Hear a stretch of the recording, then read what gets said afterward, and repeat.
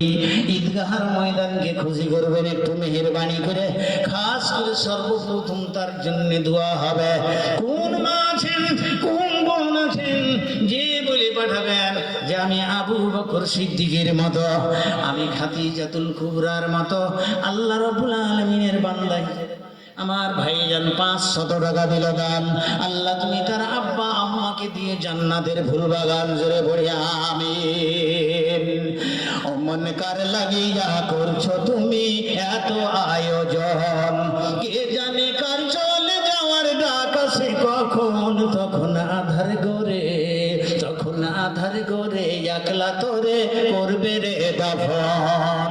ঈদগাহ ময়দান আপনাদের, ঈদগাহ ময়দানে যদি 30টা ব্যক্তি যদি 1000 করে টাকা দান করেন, তাও তো ঈদগাহের ময়দানের উন্নয়ন হবে।